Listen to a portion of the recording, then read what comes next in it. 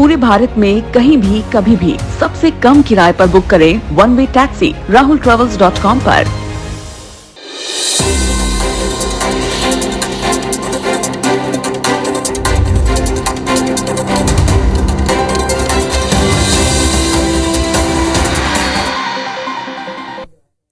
नमस्कार, आप देख रहे हैं IBC 24 और मध्य प्रदेश के सबसे विश्वसनीय न्यूज चैनल पर। अगले 24 मिनट में हम आपको दिखाएंगे कि मध्य प्रदेश में आज क्या खास हुआ। पूरी खबर 1 मिनट में, इसके साथ ही सुपरफास्ट अंदाज में 5 मिनट में 50 खबरें। तो चलिए शुरू करते हैं नंबर 1 न्यूज बुलेटिन।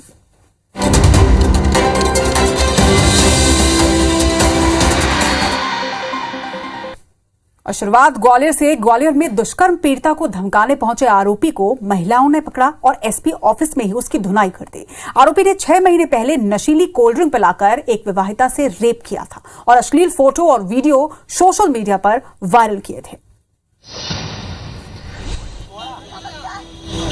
लोगों के हाथों पिट रहे इस युवक पर विवाहिता से रेप का संगीन आरोप है, लेकिन अब तक आजाद घूम रहा था। मंगलवार को पीड़िता आरोपी की गिरफ्तारी की मांग को लेकर एसपी दफ्तर फरियाद करने पहुंची, जहां आरोपी राहुल शर्मा भी आ गया और उसे धमकाना शुरू कर दिया। इस दौरान लोगों ने राहुल को दौड़ा लिया, जिससे डरकर वो होटल के बेसमेंट में छिप गया। इसके बाद महिलाएं उसे पकड़कर पिटाई करते हुए एसपी ऑफिस तक लेकर पहुँची और पुलिस के हवाले किया। आती जाती थी तो राहुल शर्मा भी वहीं आता जाता था, तो इसने मेरे साथ नशे की चीज मिला के इसने जबरदस्ती गलत काम किया मेरे साथ और मुझे धमकी दे रहा बार-बार। ये राहुल शर्मा और वो रुखसार रायन, इन दोनों को ब्लैकमेल कर रहे थे। इनको अपने घर दोस्ती के हिसाब से बुलाती थी रुखसार रायन। पुलिस ने आरोपी को हिरासत में लेकर पूछताछ शुरू कर दी है। 2 महिलाएं आई थी जन सुनवाई में, वो कह रहे थे कुछ लड़के परेशान कर रहे हैं, जांच करेंगे। आरोपी ने 6 महीने पहले बर्थडे पार्टी में महिला को कोल्ड ड्रिंक में नशीला पदार्थ पिलाकर उसकी आबरू लूटी थी। सोशल मीडिया पर फोटो वीडियो डालकर उसे ब्लैकमेल भी कर रहा था। और अब रिपोर्ट लव जिहाद से जुड़ी हुई। खंडवा में लव जिहाद का एक मामला सामने आया है। आरोपी ने पीड़िता के साथ न सिर्फ छेड़छाड़ की, बल्कि एसिड फेंकने और मुस्लिम धर्म को अपनाने का दबाव भी बनाया है। देखिए इस पर रिपोर्ट। यह है मोनू मंसूरी, जिसने खंडवा में रहने वाली नर्सिंग की एक छात्रा के साथ न सिर्फ छेड़छाड़ की, बल्कि एसिड फेंकने की धमकी भी दी और धर्म परिवर्तन कर शादी करने का दबाव भी बनाया। मुसलमान लड़का है मोनू मंसूरी, ये मुझे बोलता है कि तुम उससे शादी कर ले और मुस्लिम धर्म अपना ले। लव जिहाद के मामले में 3 माह तक जेल में बंद रहने के बाद भी आरोपी अपनी हरकत से बाज नहीं आया। गांव में रहने के दौरान भी मंसूरी कई बार छात्रा को परेशान करता था। पीड़िता जब नर्सिंग की पढ़ाई के लिए खंडवा आ गई, तो भी आरोपी ने उसका पीछा नहीं छोड़ा, जिसकी जानकारी के बाद खंडवा के हिंदुवादी संगठनों ने थाने में इसकी शिकायत दर्ज करवाई। धर्म बदलकर शादी करने का दबाव बनाता था। व्यक्ति को गिरफ्तार कर न्यायालय पेश किया है। वहीं अब इस पर सियासत भी शुरू हो गई है। बहुत सख्ती के साथ इस तरह की घटनाओं से सरकार को निपटना चाहिए और प्रशासन को निपटना चाहिए। सरकार भी निपट रही है। मुख्यमंत्री का नियंत्रण IAS IPS पे है, न गृह मंत्री का कोई नियंत्रण उसके गृह विभाग में। फिलहाल पुलिस मामले की जांच में जुट गई है। आदिवासियों को साधने के लिए शिवराज सरकार लगातार काम में जुटी हुई है। भोपाल में हुई शिवराज कैबिनेट की अहम बैठक में भी आदिवासियों को स्वरोजगार से जोड़ने के लिए 3 अहम योजनाओं को मंजूरी दी गई है। वहीं 17 सितंबर से तबादला से भी रोक हटा ली जाएगी। शिवराज कैबिनेट की बैठक में कई अहम फैसले लिए गए। बैठक में 17 सितंबर से तबादलों पर लगी रोक हटाने का फैसला लिया गया है। कैबिनेट ने साल 2022 की तबादला नीति को अनुमति दे दी है। वहीं बिरसा मुंडा स्वरोजगार योजना और टंटिया मामा योजना में 50 लाख तक कर्ज पर ब्याज अनुदान और बैंक गारंटी शुल्क की प्रतिपूर्ति की जाएगी। इसके साथ ही मुख्यमंत्री ST विशेष परियोजना वित्त पोषण योजना भी बनेगी। बिरसा मुंडा स्वरोजगार योजना, टंटिया मामा आर्थिक कल्याण योजना, मुख्यमंत्री अनुसूचित जनजाति विशेष परियोजना, वित्त पोषण परियोजना के कैबिनेट के द्वारा मंजूरी दी गई है। लाडली लक्ष्मी बालिका प्रोत्साहन संशोधन विधेयक 2022 के मसौदे को भी मंजूरी मिली है। मध्य प्रदेश होमगार्ड नियम 2016 में संशोधन का प्रस्ताव भी पास हुआ है। होमगार्ड के जवानों में विसंगति थी, आज कैबिनेट के द्वारा उस विसंगति को दूर करके 3 साल में 2 माह का उसे कर दिया गया। बैठक से पहले मंत्रियों को प्रधानमंत्री नरेंद्र मोदी के 17 सितम्बर के दौरे की भी जानकारी दी गयी। प्रधानमंत्री नरेंद्र मोदी अपने जन्मदिन यानी कि 17 सितंबर को मध्य प्रदेश के दौरे पर रहेंगे और इस दिन कूनो नेशनल पार्क में 8 अफ्रीकन चीतों की शिफ्टिंग की जाएगी। पीएम इस कार्यक्रम में शामिल होंगे। इसके साथ ही महिला स्व सहायता समूह के सम्मेलन को भी संबोधित करेंगे। पीएम के दौरे के लिए श्योपुर में तैयारियां तेज हो गई है। देखिए इस पर रिपोर्ट। पीएम नरेंद्र मोदी अपने जन्मदिन पर मध्य प्रदेश को बर्थडे का रिटर्न गिफ्ट भी देने वाले हैं। वो अफ्रीकी चीते प्रदेश को समर्पित करेंगे, जो 17 सितंबर से पहले एमपी पहुंच जाएंगे। राष्ट्रीय कूनो पालपुर अभ्यारण्य में अफ्रीका और नामीबिया से करीब 20 चीते लाए जा रहे हैं। मुख्यमंत्री ने भी कैबिनेट की बैठक से पहले मंत्रियों को पीएम के दौरे की जानकारी दी। एक्सपर्ट्स ने अफ्रीकी चीतों के लिए श्योपुर में कूनो पालपुर राष्ट्रीय उद्यान को चुना है। सरकार को उम्मीद है कि इससे रोजगार और पर्यटन को बढ़ावा मिलेगा। पालपुर कूनो में मोदी जी ने अफ्रीका चीता भेजने का काम किया है और अफ्रीकन चीता आने से इस अंचल को, मध्य प्रदेश को एक नई पहचान मिलेगी। चीता आने से लोगों को रोजगार भी मिलेंगे। चीतों को 30 दिन क्वारंटाइन में रखा जाएगा। इसके बाद धीरे धीरे इन्हें बड़े बाड़ों में शिफ्ट किया जाएगा। बाद में चीतों को खुले में भी छोड़ा जाएगा। और अब बात भारत जोड़ो यात्रा की। राहुल गांधी की भारत जोड़ो यात्रा शुरू होने से पहले ही बीजेपी के निशाने पर आ गई। राहुल गांधी के महाकाल दर्शन की रणनीति पर नरोत्तम मिश्रा का कहना है कि राहुल गांधी को चुनावी और इच्छाधारी हिंदू हैं। क्या है ये पूरा मामला, दिखाते हैं आपको इस रिपोर्ट में। राहुल गांधी की भारत जोड़ो यात्रा 7 सितंबर से शुरू हो रही है। केरल में तैयारियां शुरू हो चुकी हैं। खबर है कि राहुल गांधी मध्य प्रदेश में महाकाल के दर्शन करेंगे, नर्मदा शिवपुरा में स्नान भी करेंगे और यात्रा के बीच में पड़ने वाले सिद्ध मठ मंदिर और संतों का भी आशीर्वाद लेंगे। लेकिन राहुल गांधी का हार्ड हिंदुत्व वाली राजनीति बीजेपी को रास नहीं आ रही। नरोत्तम मिश्रा ने राहुल गांधी को चुनावी और इच्छाधारी हिंदू बताया है। चुनावी हिंदू है वो, इच्छाधारी हिंदू है। जैसे चुनाव आता है वो ये सब करने लगते हैं। राहुल गांधी जी की ये यात्रा भारत जोड़ो यात्रा नहीं है, कांग्रेस के अस्तित्व बचाने वाली यात्रा है। मालवा निमाड़ की 16 विधानसभा सीटों से गुजरते हुए राहुल गांधी सीधे तौर पर 7 लोकसभाओं को भी प्रभावित करेंगे। साथ ही प्रदेश के 5 बड़े प्रांतों की पदयात्रा भी राहुल गांधी की भारत जोड़ो यात्रा में आकर मिल जाएगी। मध्य प्रदेश के लिए भी बहुत गर्व की बात है कि लगभग 5 जिलों में मध्य प्रदेश में भी राहुल जी की यात्रा प्रवेश करेगी। इस यात्रा के शुरू होने से पहले ही हिंदुत्व का एजेंडा फिर से सुर्खियों में आ गया है।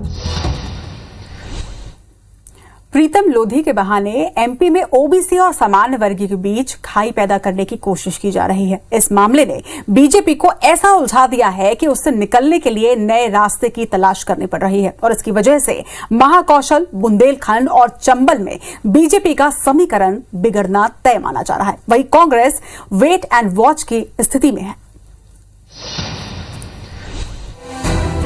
कथावाचकों पर टिप्पणी के बाद बीजेपी से निष्कासित प्रीतम लोधी ओबीसी और अनुसूचित जाति का जगह जगह जमावड़ा कर रहे हैं। सागर में ओबीसी महासभा के सम्मेलन के जरिए शक्ति प्रदर्शन भी इसी का हिस्सा है। चंबल, बुंदेलखंड और महाकौशल में लोधी समाज का अच्छा खासा असर है। प्रीतम लोधी एपिसोड से पहले तक बीजेपी का पूरा फोकस चंबल, बिंद और उसके बाद महाकौशल पर था। संगठन और सरकार दोनों ही इस मामले में बेहद सीधा कदम रखना चाहते हैं। ये वोट बैंक की राजनीति उन लोगों ने की जिन्होंने 75 वर्ष में किसी वोट बैंक का उदय नहीं होने दिया।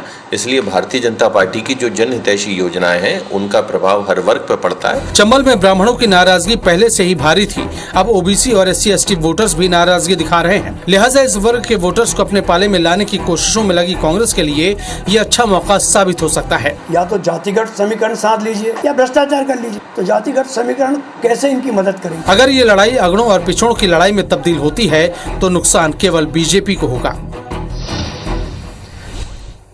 ग्वालियर शहर में अमृत योजना के क्रियान्वयन में बड़े स्तर पर घपले के आरोप 3 साल से लग रहे हैं, लेकिन योजना से जुड़े अधिकारियों पर कोई एक्शन नहीं हो सका है और ऐसे में कांग्रेस ने भ्रष्टाचार को सामने लाने के लिए विधानसभा में सवाल लगाया है।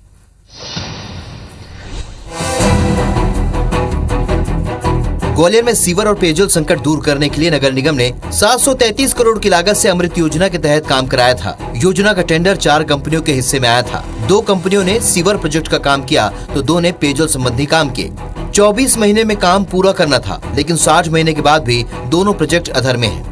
जबकि अधिकारियों ने नियमों की अनदेखी कर ठेकेदारों को भुगतान भी करा दिया। ऐसे में कांग्रेस अमृत मिशन के साथ ही प्रोजेक्ट उदय में किए गए कामों की जानकारी भी मांग रही है। जितना पानी का जो वादा किया था कि 9 मीटर तक पानी पहुंचेगा, अभी ड्राइंग ही पता नहीं है कहाँ लाइन डाली है और कहाँ पानी पहुंच नहीं रहा है। उसके लिए जो है पहले भौतिक सत्यापन किया जाए, पानी मिल रहा है कि नहीं मिल रहा है, उसके बाद ही कार्रवाई होगी। वहीं बीजेपी कांग्रेस से आरोपों का सबूत मांग रही है। तो उसकी रिपोर्ट करें ना, जाँच करें, क्या रिपोर्ट हुई है मुझे नहीं पता। अमृत के बारे में क्या रिपोर्ट किसने की है, केवल आरोप लगाने से तो नहीं होगा। नगर निगम परिषद की बैठक में भी अमृत योजना से जुड़े अधिकारियों को घेरने की पूरी प्लानिंग चल रही है।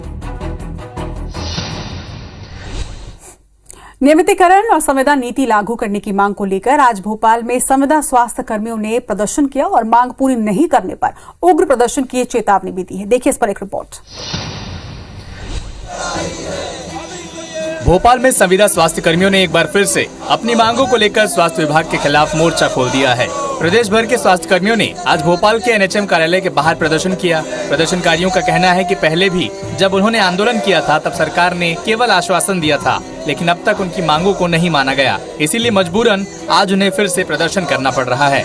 मांग पूरी न होने पर प्रदर्शनकारियों ने अनिश्चितकालीन हड़ताल की चेतावनी भी दी है, जिसका असर प्रदेश की स्वास्थ्य सुविधाओं पर पड़ सकता है। हमारे MPW 700 मलेरिया निष्कासित हैं। आज सपोर्ट स्टाफ जो 10 साल से काम कर रहे थे उनको भी बाहर कर दिया गया। 5 जून 2018 से जो नीति अन्य विभागों में 10 विभागों में लागू कर दी गई, परंतु हमारे विभाग को बिल्कुल वंचित रखा गया। आगामी दिनों में हम रणनीति बना करके अनिश्चितकालीन आंदोलन पर जाएंगे। आपको बता दें कि लंबे समय से संविदा स्वास्थ्य कर्मी अपने नियमितीकरण, संविदा नीति को लागू करने और निष्कासित कर्मियों की बहाली की मांग कर रहे हैं। एमपी में पोषण आहार वितरण के टेक होम राशन में कांग्रेस ने बड़े घोटाले का आरोप लगाया। कांग्रेस का यह आरोप है कि प्रदेश की निजी फर्मों ने जिन ट्रकों से पोषण आहार बंटना बताया है, कैग की जांच में ये बाइक, स्कूटर, कार और ऑटो के नंबर निकले हैं। अब कांग्रेस ने हाईकोर्ट के सिटिंग जज से जांच की भी मांग की है। रिपोर्ट देखिए। सीएजी की 36 पन्नों की गोपनीय रिपोर्ट में महिला और बाल विकास विभाग में बड़े पैमाने पर धोखाधड़ी, लाभार्थियों के पहचान में अनियमितता, स्कूली बच्चों के लिए महत्वाकांक्षी मुफ्त भोजन योजना के वितरण और गुणवत्ता नियंत्रण में गड़बड़ी पाई गई है। अप्रैल 2018 से फरवरी 2021 के बीच पोषण आहार वितरण के ऑडिट में फर्जीवाड़ा सामने आया। पोषण आहार के बदले 7 करोड़ का भुगतान भी कर दिया गया। फर्जी ट्रकों में करीब 1100 मीट्रिक टन पोषण आहार बंटना बताया गया। हितग्राहियों के फर्जी डेटा के आधार पर 110 करोड़ का फर्जी वितरण किया गया। कांग्रेस ने मामले की जाँच हाईकोर्ट के सिटिंग जज से कराने की मांग की है। मुख्यमंत्री के विभाग में उनकी नाक के नीचे जो घोटाला हुआ है पोषण आहार का, लगभग 2000 करोड़ का घोटाला।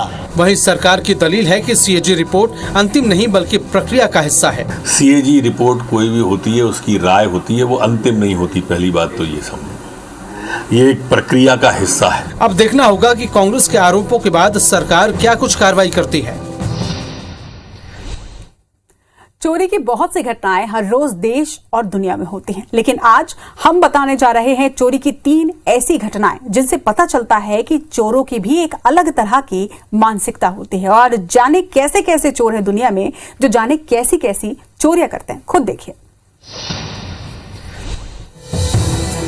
एमपी में चोरी की घटनाएं बढ़ती जा रही हैं, लेकिन चोरी जब रुपये, पैसे और गहने के न होकर कपड़ों की हो तो ये हैरान करने वाला है। पहली तस्वीर ग्वालियर की है, जहां 4 से ज्यादा वारदात कर चुका सनकी चोर आधी रात को छत या पाइप के सहारे घर में दाखिल होता है और रस्सी या तार पर टंगे महिलाओं के अंडरगारमेंट्स को चोरी कर ले जाता है। पहले तो महिलाओं ने झिझक की वजह से इसकी शिकायत नहीं की, लेकिन अब एक परिवार ने हिम्मत दिखाई और थाने में शिकायत दर्ज कर ली है। दूसरी तस्वीर जबलपुर की है, जहाँ शातिर चोर महिलाओं के कपड़े यानी साड़ी या फिर सलवार सूट पहनकर चोरी किया करता है। आरोपी की करतूत घर के पास लगे सीसीटीवी कैमरे में कैद हो गई, जिसके बाद इस वारदात का खुलासा हुआ। पुलिस ने पहले इसे किसी किन्नर की करतूत समझी, लेकिन फिर तफसील से जांच करते हुए खेम सिंह नाम के आरोपी को दबोच लिया, जो डिंडोरी का रहने वाला है। इसी तरह ग्वालियर में एक बोरी आटा चोरी का मामला सामने आया है। एक युवक ने अपनी ही भाभी और भतीजी पर 1 बोरी आटा चोरी का आरोप लगाया था, जिस पर 3 साल बाद जिला अदालत के आदेश पर FIR दर्ज हुआ है।